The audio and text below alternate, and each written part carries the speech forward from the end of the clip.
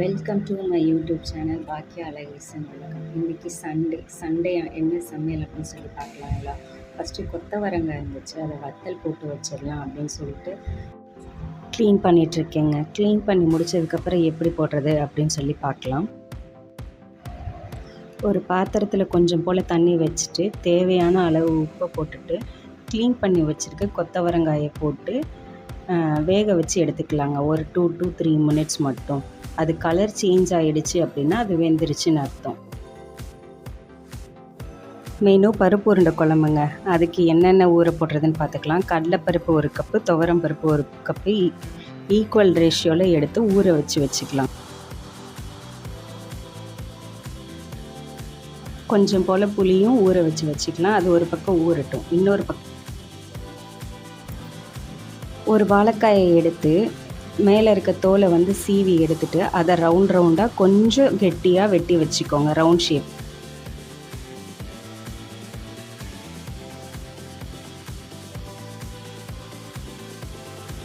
இதோ இந்த மாதிரி ரவுண்டாக கட் பண்ணி வச்சுக்கோங்க.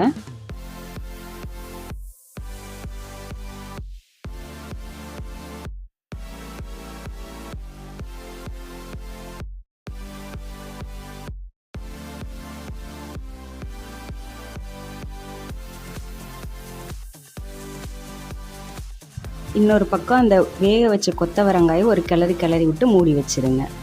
இதுக்கு வாழைக்காய்க்கு தேவையான பொருள் பார்த்தீங்க அப்படின்னா சோம்பு, அதை அரைச்சி வச்சுக்கோங்க. நெக்ஸ்ட்டு கொள்ளு ரசத்துக்கு தேவையான கொஞ்சம் போல் கொள்ளை எடுத்து வேக போட்டு வச்சுக்கலாம். கொஞ்சம் எண்ணெய், மஞ்சத்தூள் போட்டு இன்னொரு பவுலில் வெட்டி வச்சுருந்த வாழைக்காய், கொஞ்சம் சோம்பு தூள் போட்டு அப்புறம் மிளகாத்தூள், உப்பு இதை மட்டும் போட்டு நல்லா மிக்ஸ் ஓரமாக எடுத்து வச்சுருவோம்.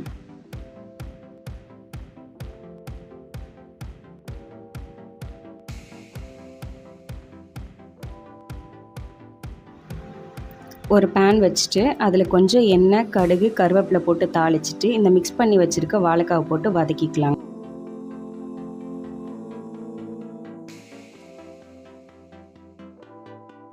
சைடில் வேக வச்சுருந்த கொத்தவரங்காய் வெந்துருச்சு. அதை எடுத்துகிட்டு ஒரு பிளேட்டில் மாற்றி வெயிலில் வச்சுருவோம். அது காயட்டும். கொள்ளு வெந்துருச்சு. அந்த தண்ணியை மட்டும் இருத்திட்டு கொள்ளை எடுத்து ஓரமாக வச்சுருவோம். அந்த இருத்தின தண்ணியில் கொஞ்சம் போல் புளி அப்புறம் ஒரு தக்காளி மட்டும் போட்டு கொதிக்க வச்சு ஓரமாக எடுத்து வச்சுக்கலாம்.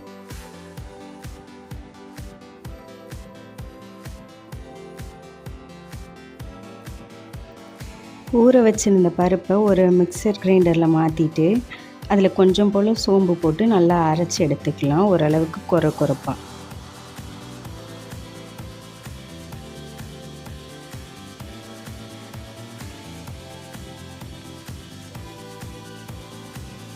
அரைச்ச பருப்பில் கொஞ்சம் போல் உப்பு, வெங்காயம், பச்சை மிளகாய் எல்லாத்தையும் போட்டு மிக்ஸ் பண்ணி குட்டி குட்டியாக உருண்டை பிடிச்சி வச்சுக்கலாம்.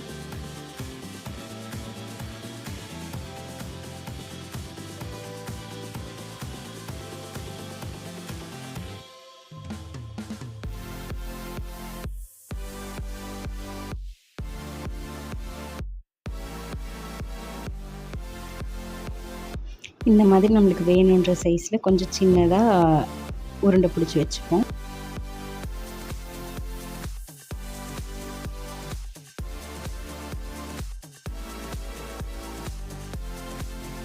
உருண்டையை இட்லி தட்டில் எடுத்து வச்சுட்டு வேக வச்சிடலாம்.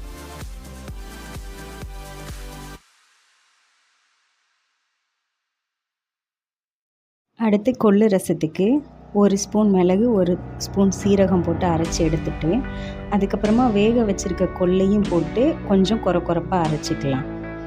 அதோட கொஞ்சம் போல் பூண்டு, காரத்துக்கு தேவையான வரமிளகாவையும் போட்டு அரைச்சி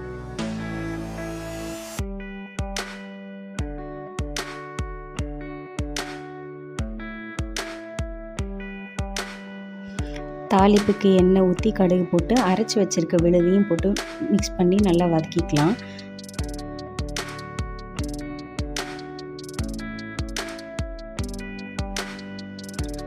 அப்புறமா அந்த நம்ம ஊற வச்சுருக்க புளி கரைசல், தக்காளி ரெண்டுத்தையும் மிக்ஸ் பண்ணி இதில் ஊற்றிட்டு ரசத்துக்கு தேவையான அளவு தண்ணியை ஊற்றிட்டு கொஞ்சம் போல் மஞ்சத்தூள், தேவையான அளவு உப்பு, கொத்தமல்லி போட்டு இறக்கிடலாம். கொள்ளு ரசம் ரெடி.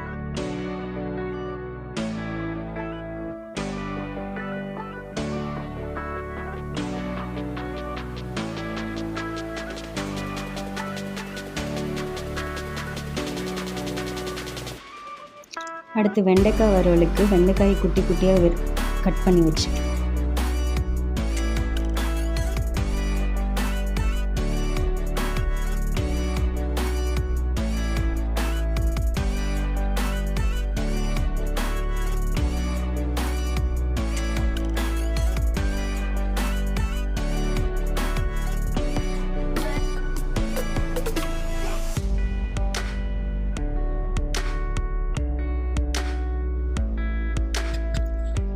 பாத்திரத்தை வச்சு எண்ணெய் சூடானதுக்கப்புறம் எண்ணெய் கொஞ்சம் ஊற்றிட்டு தேவையான அளவு கடுகையும் போட்டுட்டு பச்சை மிளகாவையும் போட்டு நல்லா வதக்கிட்டு கட் பண்ணி வச்சுருக்க வெங்காயத்தையும் போட்டு வதக்கிக்கலாம்.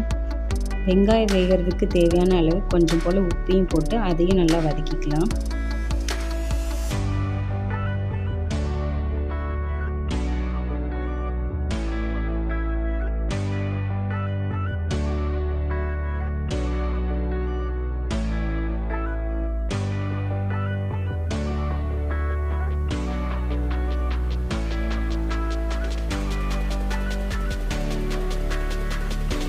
வெங்காயம் கண்ணாடி பதத்துக்கு வந்ததுக்கப்புறம் கட் பண்ணி வச்சுருக்க வெண்டைக்காயும் போட்டு நல்லா வதக்கிக்கலாம். இதுக்கு தேவையான அளவு கொஞ்சோண்டு மஞ்சத்தூள், உப்பு எல்லாத்தையும் போட்டு வதக்கி எடுத்துக்கலாம். நல்லா கிறிஸ்பியாக வதக்கி எடுத்துக்கணும்.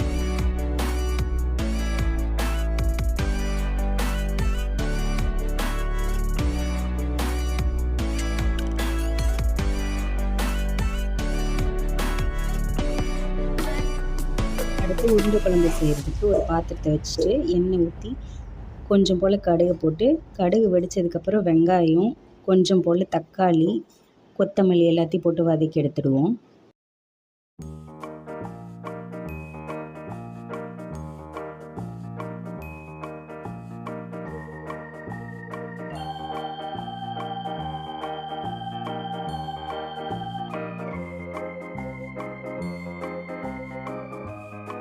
குழம்புக்கு தேவையான குழம்பு மசாலா, வரமிளகாத்தூள், மஞ்சத்தூள் எல்லாத்தையும் போட்டு லேசாக 2 கொதி வர வரைக்கும் வெயிட் பண்ணுவோம்.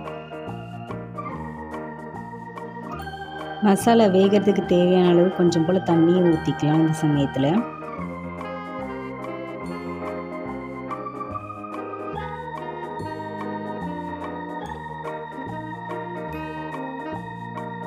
தேவையான அளவு உப்பு, அப்புறம் வேக வச்சிருந்த பருப்பு உருண்டை இருக்கு இல்லையா, அதையும் போட்டு ஒரு கிளறிக்கலாம். 2 கொதி வந்ததுக்கப்புறம் எடுத்து வச்சுருக்க புளி கரைசலை கரைச்சி ஊற்றிட்டா பருப்பு உருண்டை குழம்பு முடிஞ்சிடுச்சு.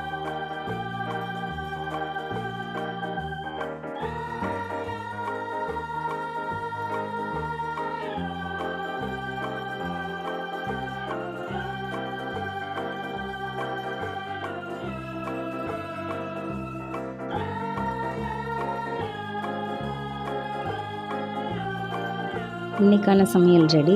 இது மாதிரி வீடியோஸ் பார்க்குறதுக்கு சேனலை லைக் பண்ணி, ஷேர் பண்ணி, சப்ஸ்கிரைப் பண்ணி